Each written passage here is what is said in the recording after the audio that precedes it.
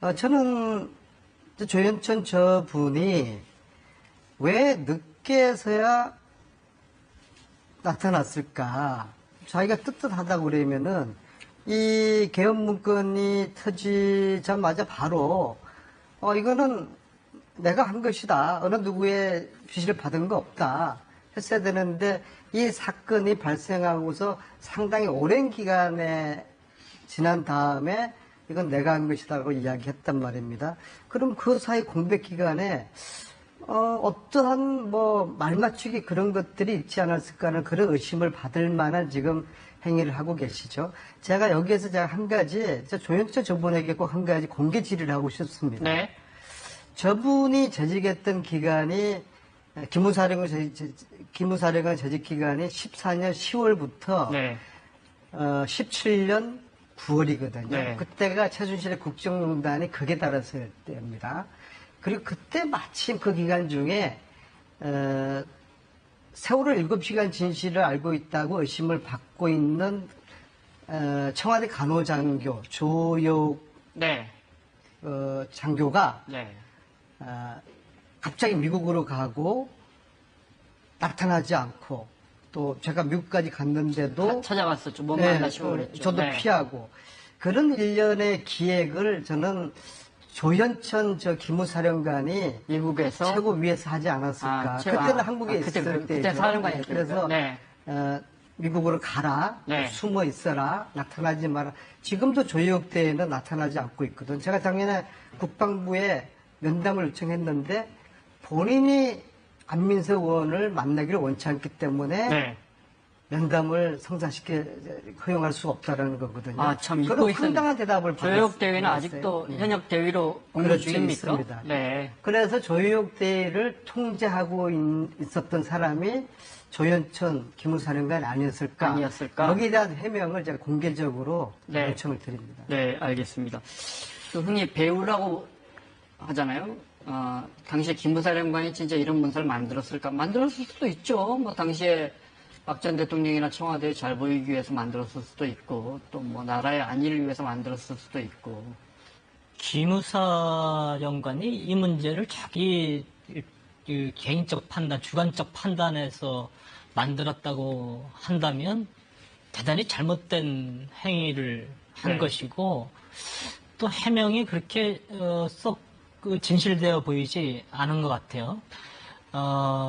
제가 이번 상임 후반기 상임이 국방위원회를 이제 네. 지원해서 국방위원이 됐습니다. 네. 오늘 첫 회의를 했는데 첫 회의에서 다음 주에 의사 일정으로 현안지를 이제 하고 업무 보고를 받기로 되어 있는데 다음 주에 아무래도 이 기무사 문건이 국방의 가장 큰 이제 현안으로서 네. 문제 질의가 될 것 같아서 지금 착실하게 준비를 하고 있습니다. 이 조현천 사령관이 수배당해서 만약에 한국에 오지 못하고 한다면 저는 최종적으로는 올해 국정감사 때 조현천 전 사령관을 국정감사 증인으로 채택해서 반드시 국민 앞에 진실을 밝히게 만들겠다 이런 생각을 가지고 있습니다. 국정감사 증인으로 채택해서 국민들 앞에서 진실을 네. 밝히시겠다. 네. 네.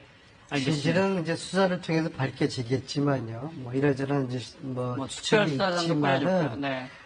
그 분명한 것은 상부의 지시에 의해서 개헌 문건이 작성되었다고 보는 것이 맞을 것이고요. 문제는 그 상부가 어디까지냐. 네. 그것을 이번 조사에서 밝혀내야 되겠죠. 네, 알겠습니다. 국민들도 많이 궁금해합니다. 네. 양지열 변호사, 백성문 변호사 나오셨습니다. 안녕하십니까? 네, 안녕하세요.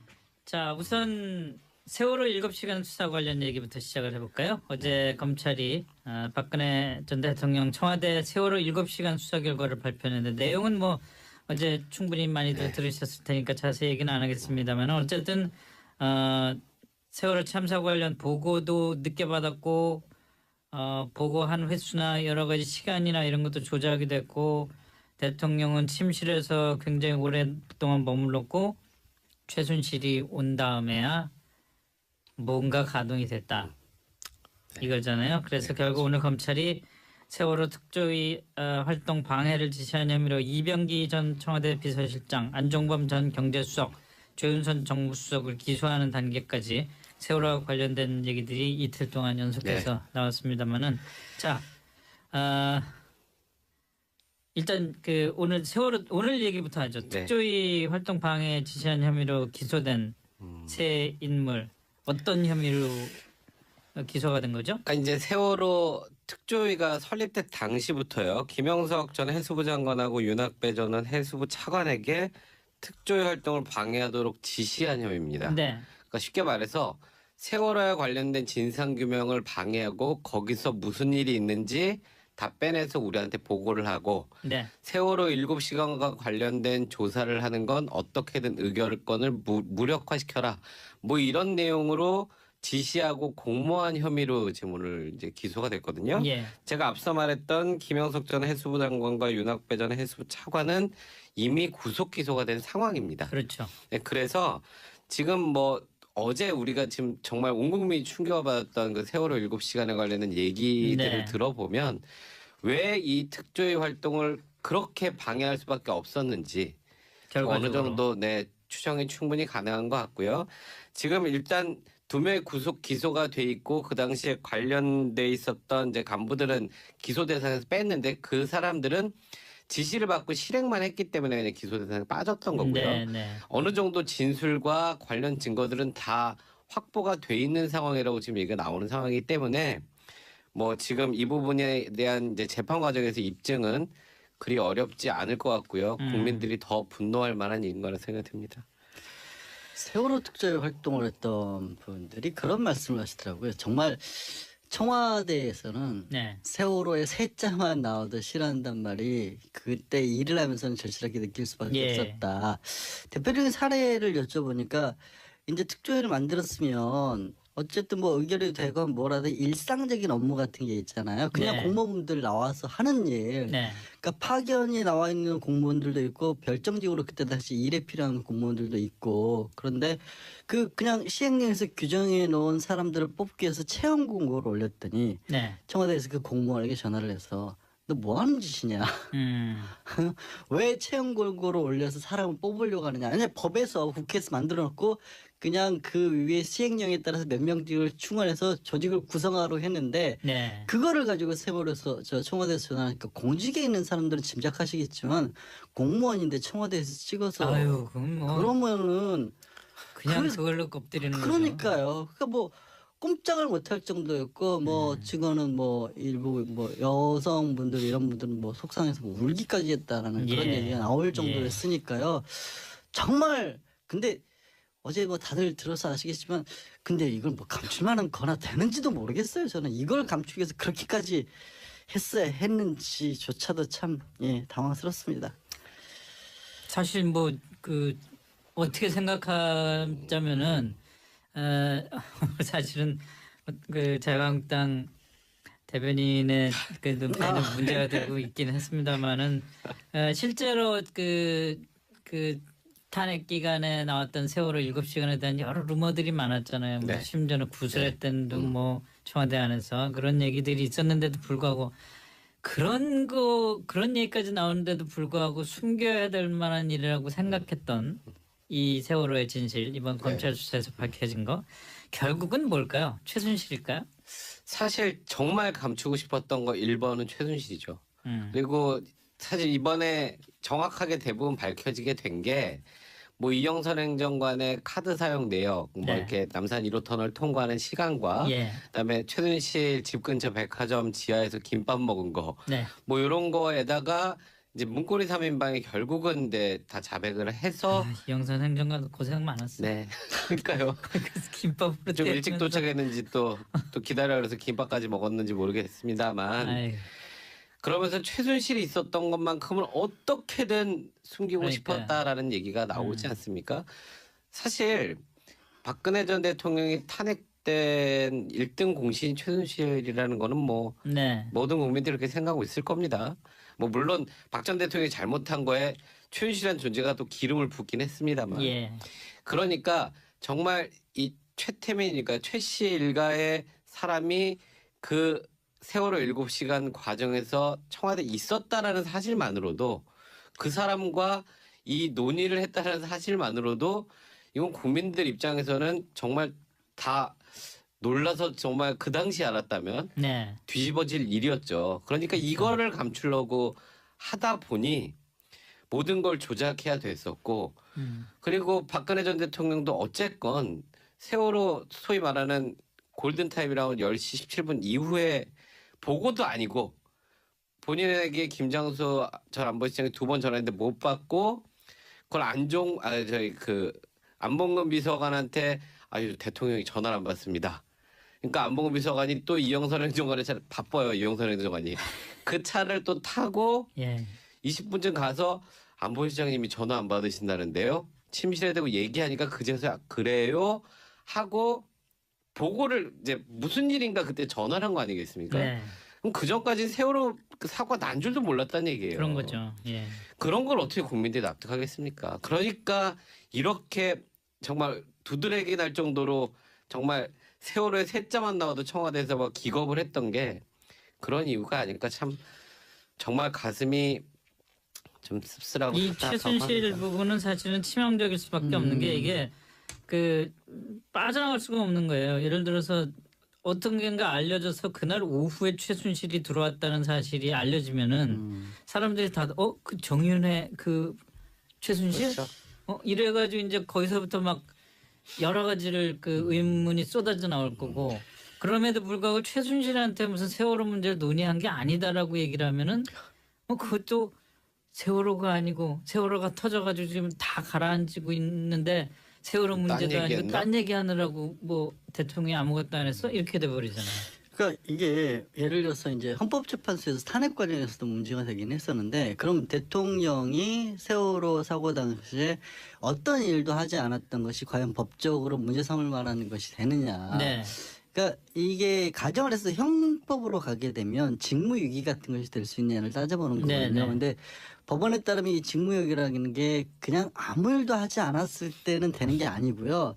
조금 적극적으로 뭔가 자기 이익인데도 의도를 불구하고 갖고. 의도를 가지고 예를 들어서 경찰이 뭐 도둑을 정말 봐주기 위해서 그냥 모른 체 한다거나 이런 정도가 돼야 되는데 네네. 적극적인 네. 은폐가 돼야 되는데 이번에 드러난 일을 보면 그것조차도 아닌 거예요. 진짜 그야말로 그날 나에겐 아무 일도 없었다라는 이런 식이었거든요. 근데 그러면 박근혜 정부에서의 청와대를 누가 움직였을까? 이게 합리적인 의심을 안 해볼 수가 없게 되는 상황인 거죠. 지금 문제가 되고 있는 게 그날 그래서 보고를 받았다. 그런데 오후 2시까지 2시 15분 이제 자기네들끼리 5명이 문고리 3인방과 최순실하고 회의하기 전까지는 예. 도로 침실에 들어가서 안 나왔다는 거 아니에요. 예. 그럼 왜 안 나왔을까? 못 움직였을까? 그리고 나서 이후에 변명들을 만들어가는 과정들을 잘 생각해 보시면 이후에 그럼 박 전 대통령은 다 보고받았고 할 일을 다 했었다라면서 그 유명한 김기춘 전 비서실장이 대통령이 눈 뜨면 직무 시간의 시작이고 눈 감으면 퇴근이다. 네, 그리고 있는 곳이 관저다. 근데 그 얘기를요 정말 그려낸 듯이 2017년 1월 직무가 정지됐었을 때 기자회견을 하면서 신년 네, 간담회하면서 그런 얘기를 하죠. 아 내가 정말 가족도 없기 때문에 네. 그냥 일어나면 관저에서 일을 시작한다. 그래서 네. 하루 종일 보고받고 뭐 체크하고 보고하고 사인하고 하다 보면 하루가 다 간다. 그날도 그랬던 것 같다는 얘기 딱 김기춘 전 비서실장이 했던 얘기랑 맞아떨어진 얘기를 하거든요. 그러면 이 각본은 도대체 누가 써줬을까요? 2017년 1월만 해도 최순실은 또 구속돼 있었던 상태였단 말이에요. 예. 도대체 청와대 그 당시에 대한민국은 누가 국민으로부터 위임을 받아서 청와대 내지는 국가 공권력을 움직이고 있었던 거예요. 그래서 저는 이게 단순하게 그냥 놀았다 이런 취였다 이것도 분노지만 이 나라는 뭐 어떻게 움직이고 있었던지 자체가 의아스러워요. 갑자기 오싹한다. 지금 양 변호사가 무슨 아니 그렇지 않으세요 진짜? 스릴러 영화 그 소개하는 것처럼. 아니 대통령이 4시간 동안 아무것도 안 하고 침실에 들어가 있는데 국가가 움직이고 있었다. 그게 신기할 정도예요. 그러니까 최순실을 기다렸다고 봐야죠. 박 전 대통령 혼자 아무것도 할 수 없었던 거예요. 그럼 저는 최순실이 그렇게밖에 정말 얘기한 것중 최순실이 대통령이었다고 생각을 해요, 백 변호사는? 그래서 그러니까 사실상 박 전 대통령의 그날 행적 하루를 딱 놓고 보면 아침에 어쨌건 그래서 이제 무슨 일이 터졌는지 10시 22분에 알았잖아요. 네. 최소한. 네. 그럼 그 다음에 뭔가 액션이 있어야죠, 대통령이. 그렇죠. 그렇죠? 근데 아무 액션 없이 4시간이 갔단 말이에요. 그러면 결국 난 이거 누구한테 물어봐야 되는데 그게 최순실 아니었겠습니까? 아니, 현실적으로 생각을 해보면 전화라도 해야지. 그럼요. 그러니까 내가 저는 궁금한 게 그럼 최순실이라도 빨리 불렀어야죠. 그러니까 이제 불렀는데 이제 좀 뭐 시간이 좀 걸렸겠죠. 그래서 2시 보러 왔는데 저는 사실 제일 분노했던 게 뭐냐면 이 4시간도 4시간인데 예. 이제 2시 15분부터 회의를 시작을 해서 또 한 30분 정도 이제 회의를 한 다음에 중대본에 가야 될 것 같다, 대통령이. 네. 그건 이제 최순실이 결국 공고를 했다는 거 아니겠습니까? 네. 그러니까 최순실이 결국 결론을 낸 거죠. 예. 그러면 정말 아이들이 정말 저 차디찬 바다에 저렇게 힘들게 사투를 벌이고 있는데 거기서 이제 중대본 가야 되니까 빨리 머리 불러요가 그게 한 나라의 대통령으로서 가능한 얘기인가요? 그러니까 지금 물론 세상에. 그런 거 있습니다. 대통령이 해야 할 일이 그러면 뭐 당장 뭐 바다로 뛰어들어야 되냐 이런 얘기를 하는 건 아닌데 네, 네. 문득 떠오르는 얘기가 당시에 이국종 아수대 교수가 네. 본인이 사고 소식을 접하고 바로 사고 해역으로 닥터 헬기를 가지고 올라갔었다라는 거예요. 예. 근데 하늘에서 봤는데 예. 그 주변에 공항부터 시작해서 그 많은 뭐 해안 경비 정도 있을 것이고 헬리콥터들 많잖아요. 해군이 가지고 예, 있는 예. 것도 다 육지에 머물러 있었다라는 거죠. 가는 내내. 자기 닥터 헬기 한 대만 그 위를 빙빙빙 돌고 있었다는 그건 영상도 공개를 했거든요. 예. 예. 그 일이 왜 벌어졌을까요? 그러니까 대통령이 나서서 한마디 하고 안 하고가 이렇게 차이가 나는 거예요. 차이가 날 수가 있어요. 이렇게 차이가 나는 그게 건데 사실 바람직한 건 아닌데 우리나라의 특별한 참 어쩔 수 없잖아요. 그 상황이. 대통령이 호통을 치지 않으면 아무것도 안 움직이는 이 상황이 참 그러니까 그거 안타까운 시스템 건데 바꿔야 말이죠. 되는 건 맞는데 그때 예. 내가 다 책임질 거니까 다 띄워. 예. 이랬으면 뭐가 어떻게 달라질지 모르는 거잖아요. 그랬다가 나중에 잘못되면 대통령한테 레이저 맞으니까 그랬나 보죠. 정말 저도 어제 그 내용을 보면서 이걸 어떻게 국민들한테 설명을 하지라는 생각이 들 정도. 그러니까 방송에서 이걸 어떻게 내가 얘기를 해줘야 되나는 생각이 그러게 들 말이에요. 정도로 예. 저도 진짜 막 소름이 끼치면서 이게 정말 상상만 했던 게 이게 진짜 현실이었구나라는 생각이 들면서 그러니까 박 전 대통령이 그랬잖아요. 그리고 그 8시간 동안에 한 11번 정도 보고받았다고 근데 실제로 그것도 11번 온 보고를 한꺼번에 묶어서 두 번에 나눠 정호성 비서관이 출력해서 줬는데 그것도 안 읽었을 가능성이 많은 거죠. 왜냐하면 네. 중대본 와서 한 말을 들어보면 왜 구명조끼 입고 있는데 구조가 안 돼요라는 제가 더 말할 말이 없네요. 참. 근데 저는 솔직히 아까 말씀드린 거 있잖아요. 최순실은 물론 거부를 하고 있습니다. 네. 조사가 안 되고 있기 때문에. 그리고 지금 이미 뭐 김기수 전 비서실장 같은 경우는 블랙리스트 같은 혐의로 지금 재판을 받고 복역 예. 중이긴 한데 저는 조금 더 검찰에 애써서 한번 확인을 해봐 주셨으면 좋겠어요. 그때 대한민국 누가 굴리고 있었는지 진짜로. 네, 저는 알겠습니다. 완전히 비어 있는 것 같아요.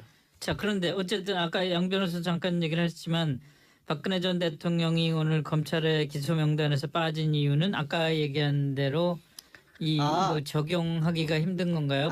그거는 이제 법규를? 직무유기에 관해서 제가 이제 예를 들어 예, 예. 거고요. 오늘 빠진 이유는 조금 전에 말씀하신 뭐 조윤선 전 장관이나 이런 사람들은 그거를 덮는데 적극적으로 노력을 예. 한 건데 사실을 덮는데 박 전 대통령이 본인이 나서서 그걸 덮으려 했는지는 사실 검찰이 확인이 안 됐다라는 겁니다. 조사가 아직 안 예, 됐습니다. 조사가 아직 안 대통령의 됐는데 지시가 직접 있었는지 없었는지에 저는 대한 그것도 박 전 대통령 모르고 있었을 수도 있을 것 같아요. 최순실이 지시를 했나? 네. 아휴 정말 참 답답하네요. 얘기하면. 결국은 또 이제 7시간이 세월호 7시간이 침실 4시간 의혹으로 바뀐 셈이 된 거예요. 그렇죠. 아니 침몰을 시작한 게 8시 몇 분이죠? 뭐 그랬는데 4시간 동안 뭘 했나? 사실상 골든타임이라고 구조의 골든타임이라고 쓴 게 10시 예. 17분이었는데 그 이후에 처음으로 사고 발생을 안 거고요. 네. 그럼 그 다음에 어떻게든 이제 대통령이 누군가에 대해서 지시를 하고 어떻게든 이 상황을 수습하고 아이들의 구조를 위해서 최선을 다했어야 되는데 4시간 반 동안 아무것도 지금 나오는 게 없잖아요. 그 말이에요. 그리고 침실에만 있었던 걸로 지금 나오는 상황이고 처음으로 뭔가 회의라는 걸 한 것도 최순실이 오고 난 이후지 않습니까? 네. 그러니까 정말 이 4시간 동안은 뭘 했는지는 정말 뭐 이런 얘기를 한다고 박 전 대통령이 자기가 4시간 동안 뭐 했는지 밝히진 않겠습니다만 이렇게 정말 국민들한테 엄청난 상실감을 줬다면 그 당시에 그 관저 주변에 있었던 이 사실 내용을 알고 있는 사람들이라면 이제는 좀 고해성사를 해야 될 때가 아닌가 싶네요, 정말. 자, 그런데 사실 이 세월호 7시간 관련해서는 국회 청문회도 하고 뭐 여러 가지가 있었잖아요. 특히나 그 중에서 그 조여옥 전 대위. 간호장교였죠. 그렇죠. 예. 세월호 참사 당일날 청와대에서 근무한 걸로 알려진 조여옥 전 대위. 우리 뭐 얼굴도 다 여러분들 기억을 네. 하실 겁니다. 청와대 지금 국민청원 게시판에 조여옥 전 대위 징계해달라는 청원이 또 쏟아지고 있다고 그러는데 뭐 징계나 사법 처리 이게 가능합니까? 사실상 지금 일단은 위증이 된 위증의 거잖아요. 가능성은 예, 있습니다. 예. 출석해서 헌법재판소 출석해서 증인으로 예, 위증을 예, 한 게 예. 확실하기 때문에요. 그러니까 그런데 요 관련된 사안들 다 위증들은 다 나왔죠. 예. 뭐 이 사람만 있는 게 아니라 네. 뭐 문고리 3인방들 같은 경우에도 그 얘기에서는 다 위증을 했고 김정삼 모 실장도 위증을 다 했고요. 네. 근데 위증한 거 왜 그러면 도대체 이 사람은 그렇게 얘기를 했었을까? 그러니까 당시의 시스템은요, 뭐랄까 민주주의 사회의 대통령이라기보다는 일종의 제왕? 근데 제왕인데 그것도 이렇게 구름 위에 떠 있는 제왕? 저분의 어떤 신성이라든가 이런 것들에 해를 끼치는 어떤 일이 벌어지게 되면 국가가 그걸로 인해서 흐트러진다라는 잘못된 생각을 하신 분들이 주변에 다 있었던 것 같아요. 그러니까 사실 그런 거죠. 아까 물론 대통령이 나서서 뭐라고 해야 된다라는 말씀도 드렸지만 설령 대통령이 연락이 안 되고 있었더라도 기본적인 어떤 조치 같은 거라도 네. 하는 그런 모습들이 있어야 되는데 그런 것들도 조차도 별로 맞아요. 없었거든요. 그러니까 책임 안보실장 정도 되는 정도면 아니 자기 대통령 연락 안 되면 자기 아니 그 직을 자기도 걸고 좀 해야죠. 자기 직을 그러니까 다 그냥 바라보고 제가 끔찍한 생각이요. 야 그때 북한이 도발했으면 무슨 일이 있었을까 우리는. 안보실장도 가만히 있어. 대통령 전화도 안 받아. 4시간 동안 침실에 있었어. 뭐가 있었지? 왜 그때 김정은이 그 기회를 놓쳤을까? 이 생각까지 들더라니까요 정말. 김정은도 몰랐던 거죠. 될 것이고요. 문제는 그 상부가 어디까지냐. 네. 그것을 이번 조사에서 밝혀내야 되겠죠. 네, 알겠습니다. 국민들도 많이 궁금해합니다. 네. 양지열 변호사, 백성문 변호사 나오셨습니다. 안녕하십니까? 네, 안녕하세요.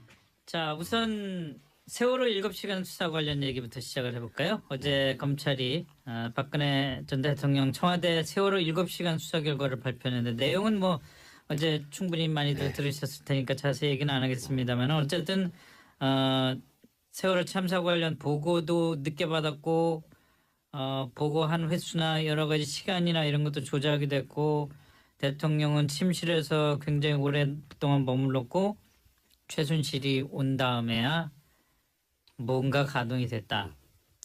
이거잖아요. 그래서 결국 오늘 검찰이 세월호 특조위 활동 방해를 지시한 혐의로 이병기 전 청와대 비서실장, 안종범 전 경제수석, 조윤선 정무수석을 기소하는 단계까지 세월호와 관련된 얘기들이 이틀 동안 연속해서 나왔습니다만은 자 일단 그 오늘 세월호 오늘 얘기부터 하죠. 특조위 활동 방해 지시한 혐의로 기소된 세 인물 어떤 혐의로 기소가 된 거죠? 그러니까 이제 세월호 특조위가 설립된 당시부터요. 김영석 전 해수부 장관하고 윤학배 전 해수부 차관에게 특조위 활동을 방해하도록 지시한 혐의입니다. 네. 그러니까 쉽게 말해서 세월호와 관련된 진상규명을 방해하고 거기서 무슨 일이 있는지 다 빼내서 우리한테 보고를 하고 네. 세월호 7시간과 관련된 조사를 하는 건 어떻게든 의결권을 무력화시켜라. 뭐 이런 내용으로 지시하고 공모한 혐의로 지금 오늘 이제 기소가 됐거든요. 예. 제가 앞서 말했던 김영석 전 해수부 장관과 윤학배 전 해수부 차관은 이미 구속 기소가 된 상황입니다. 그렇죠. 네, 그래서 지금 뭐 어제 우리가 지금 정말 온 국민이 충격을 받았던 그 세월호 7시간에 관련된 얘기들을 네. 들어보면 왜 이 특조위 활동을 그렇게 방해할 수밖에 없었는지 어느 정도 추정이 충분히 가능한 것 같고요. 지금 일단 2명의 기소가 돼 있고 그 당시에 관련돼 있었던 이제 간부들은 기소 대상에서 뺐는데 그 사람들은 지시를 받고 실행만 했기 때문에 그냥 기소 대상에 빠졌던 거고요. 네, 네. 어느 정도 진술과 관련 증거들은 다 확보가 돼 있는 상황이라고 지금 얘기가 나오는 상황이기 때문에 뭐 지금 이 부분에 대한 이제 재판 과정에서 입증은 그리 어렵지 않을 것 같고요. 국민들이 더 분노할 만한 일인 거라 생각이 듭니다. 세월호 특조위 활동을 했던 분들이 그런 말씀을 하시더라고요. 정말 청와대에서는 네. 세월호의 세자만 나와도 싫어한단 말이 그때 일을 하면서는 절실하게 느낄 수밖에 예. 없었다. 대표적인 사례를 여쭤보니까 이제 특조위를 만들었으면 어쨌든 뭐 의결이 되건 뭐라든 일상적인 업무 같은 게 있잖아요. 그냥 네. 공무원들 나와서 하는 일. 네. 그러니까 파견이 나와 있는 공무원들도 있고 별정직으로 그때 당시 일에 필요한 공무원들도 있고 그런데 그냥 시행령에서 규정해 놓은 사람들을 뽑기 위해서 채용 공고를 올렸더니 네. 청와대에서 그 공무원에게 전화를 해서 너 뭐 하는 짓이냐?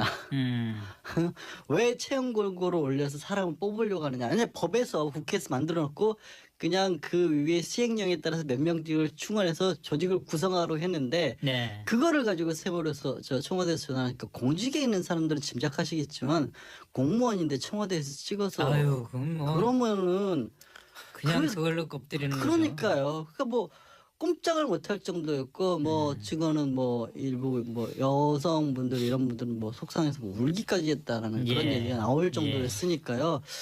정말 근데 어제 뭐 다들 들어서 아시겠지만 저는 조현천 저분이 왜 늦게서야 나타났을까? 자기가 뜨뜻하다고 그러면은 이 개헌 문건이 터지자마자 바로 이거는 내가 한 것이다. 어느 누구의 지시를 받은 거 없다. 했어야 되는데 이 사건이 발생하고서 상당히 오랜 기간에 지난 다음에 이건 내가 한 것이다고 이야기했단 말입니다.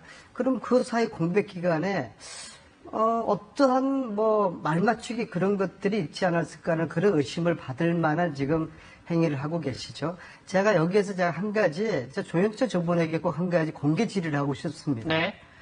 저분이 재직했던 기간이 기무사령관 재직 기간이 14년 10월부터 네. 17년 9월이거든요. 네. 그때가 최순실의 국정농단이 극에 달했을 때입니다. 그리고 그때 마침 그 기간 중에 세월호 7시간 진실을 알고 있다고 의심을 받고 있는 청와대 간호장교 조혁 네. 장교가 네. 갑자기 미국으로 가고 나타나지 않고 또 제가 미국까지 갔는데도 찾아갔었죠. 못 만나시고 그랬죠. 저도 네. 피하고 그런 일련의 기획을 저는 조현천 기무사령관이 미국에서 최고 위에서 하지 않았을까. 그때는 한국에 있을 때죠. 그때 사령관이었죠. 그래서 네. 미국으로 가라, 네. 숨어 있어라, 나타나지 마라. 지금도 조혁대에는 나타나지 않고 있거든. 제가 작년에 국방부에 면담을 요청했는데 본인이 안민석 의원을 만나기를 원치 않기 때문에 네. 면담을 성사시켜 허용할 수 없다라는 거거든요. 아, 참 잊고 그런 있었는데. 황당한 대답을 조혁 대회는 받았어요. 아직도 예. 현역 대위로 공부 그렇죠, 중입니까? 있습니다. 네. 그래서 조혁대를 통제하고 있었던 사람이 조현천 기무사령관이 아니었을까? 여기에 대한 해명을 제가 공개적으로 네. 요청을 드립니다. 네, 알겠습니다. 그 흔히 배우라고 하잖아요. 당시에 김부사령관이 진짜 이런 문서를 만들었을까? 만들었을 수도 있죠. 뭐 당시에 박 전 대통령이나 청와대에 잘 보이기 위해서 만들었을 수도 있고, 또 뭐 나라의 안위를 위해서 만들었을 수도 있고. 기무사령관이 이 문제를 자기 그 개인적 판단, 주관적 판단에서 만들었다고 한다면 대단히 잘못된 행위를 한 네. 것이고 또 해명이 그렇게 썩 진실되어 보이지 않은 것 같아요.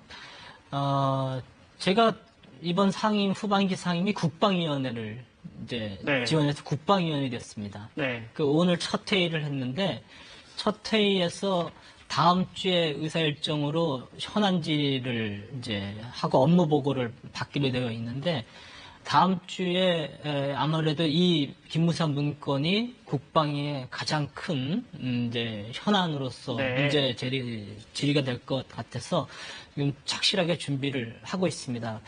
이 조현천 사령관이 수배당해서 만약에 한국에 오지 못하고 한다면 저는 최종적으로는 올해 국정감사 때 조현천 전 사령관을 국정감사 증인으로 채택해서 반드시 국민 앞에 진실을 밝히게 만들겠다 이런 생각을 가지고 있습니다. 국정감사 증인으로 채택해서 국민들 앞에서 진실을 네. 밝히시겠다. 네. 네. 알겠습니다. 진실은 이제 수사를 통해서 밝혀지겠지만요. 뭐 이러저런 이제 뭐 추측이 특별수사단도 꾸려졌고요. 있지만은 네. 그 분명한 것은 상부의 지시에 의해서 개헌 문건이 작성되었다고 보는 것이 맞을 것입니다. 맞는데 네네. 문득 떠오르는 얘기가 당시에 이국종 아수대 교수가 네. 본인이 사고 소식을 접하고 바로 사고 해역으로 닥터 헬기를 가지고 올라갔었다라는 거예요. 예. 근데 하늘에서 봤는데 예. 그 주변에 공항부터 시작해서 그 많은 뭐 해안 경비 정도 있을 것이고 헬리콥터들 많잖아요. 해군이 가지고 예, 있는 예. 것도 다 육지에 머물러 있었다라는 거죠. 가는 내내. 자기 닥터 헬기 한 대만 그 위를 빙빙빙 돌고 있다는 그건 영상도 공개를 했거든요. 예. 예. 그 일이 왜 벌어졌을까요? 그러니까 대통령이 나서서 한마디 하고 안 하고가 이렇게 차이가 나는 거예요. 차이가 날 수가 있어요. 이렇게 차이가 나는 그게 건데 사실 바람직한 건 아닌데 우리나라의 특별한 참 그 어쩔 수 없잖아요. 그 상황이. 대통령이 호통을 치지 않으면 아무것도 안 움직이는 이 상황이 참 그러니까 그거 안타까운 시스템 건데 바꿔야 말이죠. 되는 건 맞는데 그때 예. 내가 다 책임질 거니까 다 띄워. 예. 이랬으면 뭐가 어떻게 달라질지 모르는 거잖아요. 그랬다가 나중에 잘못되면 대통령한테 레이저 맞으니까 그랬나 보죠. 정말 저도 이 어제 그 내용을 보면서 이걸 어떻게 국민들한테 설명을 하지라는 생각이 들 정도. 그러니까 방송에서 이걸 어떻게 내가 얘기를 해줘야 되나는 생각이 그러게 들 말이에요. 정도로 예.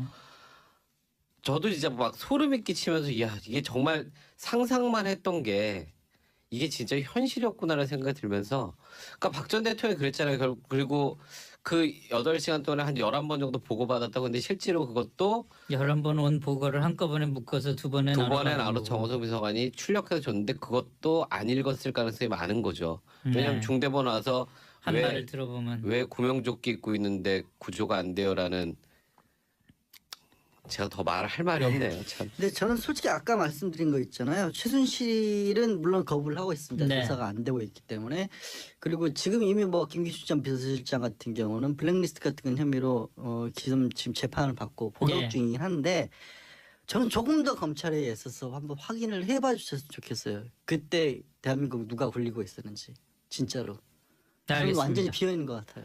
자, 그런데 어쨌든 아까 양 변호사 잠깐 얘기를 했지만 박근혜 전 대통령이 오늘 검찰의 기소 명단에서 빠진 이유는 아까 얘기한 대로 이 뭐 적용하기가 힘든 건가요? 그거는 이제 법규를? 직무유기에 관해서 제가 이제 예를 들어 예, 는 거고요. 오늘 빠진 이유는 조금 전에 말씀하신 뭐 조윤선 전 장관이나 이런 사람들은 그거를 덮는데 적극적으로 노력을 예. 한 건데 사실 덮는데 박 전 대통령이 본인이 나서서 그걸 덮으려 했는지는 사실 검찰이 확인이 안 됐다라는 겁니다. 조사가 아직 안 예, 됐습니다. 조사가 아직 안 대통령의 됐는데 지시가 직접 있었는지 없었는지에 저는 대한 그것도 박 전 대통령 모르고 있었을 수도 있을 것 같아요. 최순실이 지시를 했나? 네. 아휴 정말 참 답답하네요. 그 얘기하면. 결국은 또 이제 7시간이 세월호 7시간이 침실 4시간 의혹으로 바뀐 셈이 된 거예요. 그렇죠. 아니 침몰을 시작한 게 8시 몇 분이죠? 뭐 그랬는데 4시간 동안 뭘 했나? 사실상 골든타임이라고 구조 골든타임이라고 쓴 게 10시 예. 17분이었는데 그 이후에 처음으로 사고 발생을 안 거고요. 네. 그럼 그 다음에 어떻게든 이제 대통령이 누군가에 대해서 지시를 하고 어떻게든 이 상황을 수습하고 아이들의 구조를 위해서 최선을 다했어야 되는데 4시간 반 동안 아무것도 지금 나오는 게 없잖아요. 그 말이에요. 그리고 침실에만 있었던 걸로 지금 나오는 상황이고 처음으로 뭔가 회의라는 걸 한 것도 최순실이 오고 난 이후지 않습니까? 네. 그러니까 정말 이 4시간 동안은 뭘 했는지는 정말 뭐 이런 얘기를 한다고 박 전 대통령이 자기가 4시간 동안 뭐 했는지 밝히진 않겠습니다만 이렇게 정말 국민들한테 엄청난 상실감을 줬다면 이게 가정을 해서 형법으로 가게 되면 직무유기 같은 것이 될 수 있냐를 따져보는 거거든요. 네네. 근데 법원에 따르면 이 직무유기라는 게 그냥 아무 일도 하지 않았을 때는 되는 게 아니고요.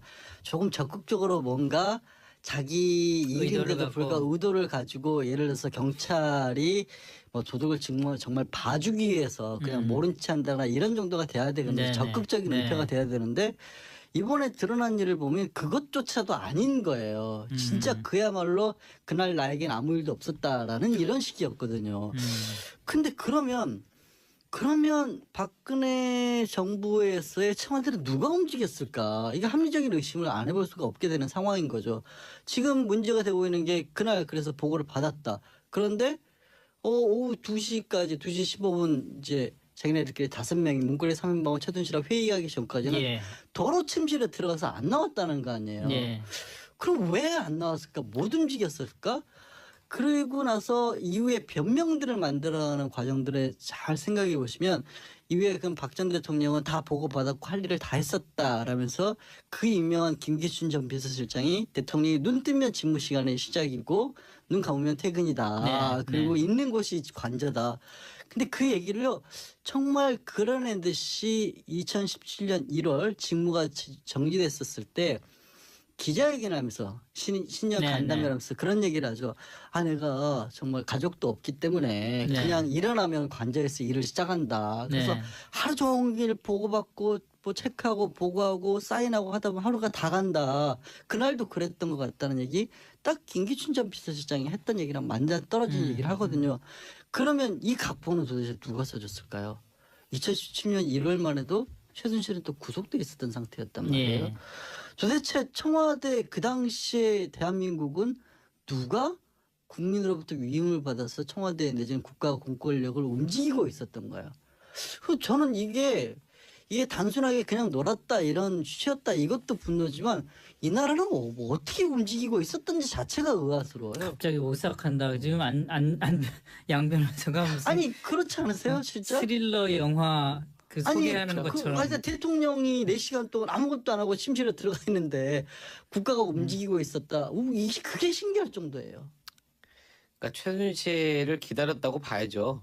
박 전 대통령 혼자 아무것도 할 수 없었던 거예요. 그럼 저는 최순실이 그렇게밖에 정말 얘기한 것중 최순실이 대통령이었다고 생각을 해요, 백 변호사는? 그래서 그러니까 사실상 박 전 대통령의 그날 행적 하루를 딱 놓고 보면 아침에 어쨌건 그래서 이제 무슨 일이 터졌는지 10시 22분에 알았잖아요. 네. 최소한. 네. 그럼 그 다음에 뭔가 액션이 있어야죠, 대통령이. 그렇죠. 그렇죠?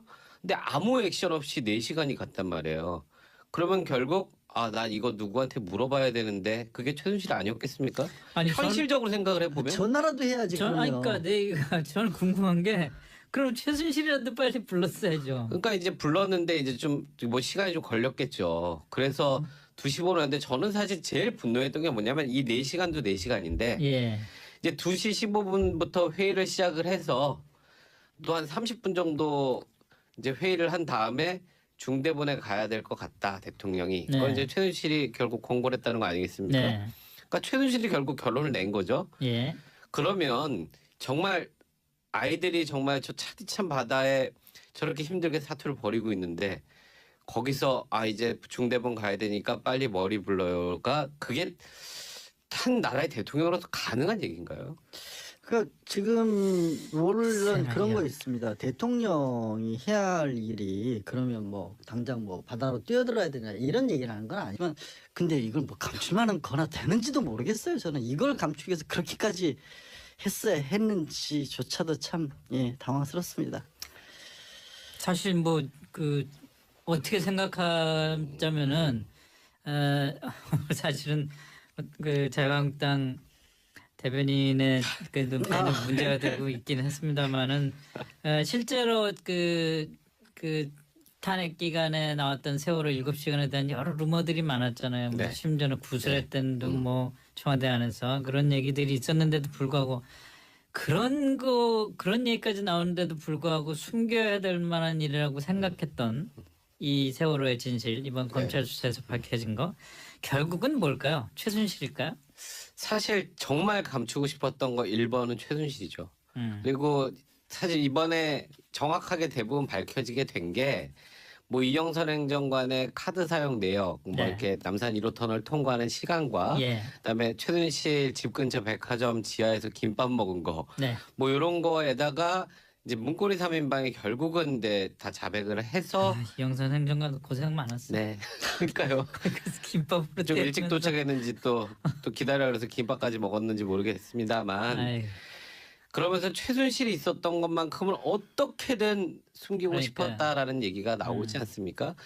사실 박근혜 전 대통령이 탄핵된 1등 공신인 최순실이라는 거는 뭐 네. 모든 국민들이 그렇게 생각하고 있을 겁니다. 뭐 물론 박 전 대통령이 잘못한 거에 최순실이라는 존재가 또 기름을 붓긴 했습니다만 예.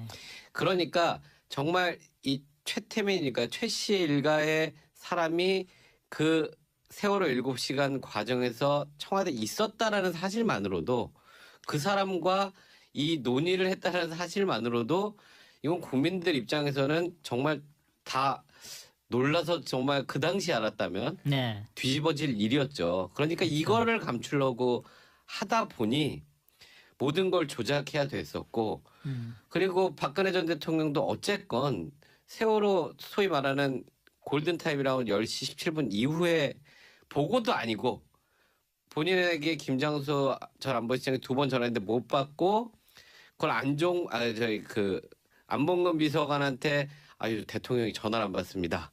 그러니까 안봉근 비서관이 또 이영선 행정관의 차를 바빠요. 이영선 행정관이 그 차를 또 타고 예. 20분쯤 가서 안보실장님이 전화 안 받으신다는데요. 침실에 대고 얘기하니까 그제서야 그래요 하고 보고를 이제 무슨 일인가 그때 전화를 한 거 아니겠습니까? 네. 그럼 그 전까지 세월호 그 사고가 난 줄도 몰랐다는 얘기예요. 그런 거죠. 예.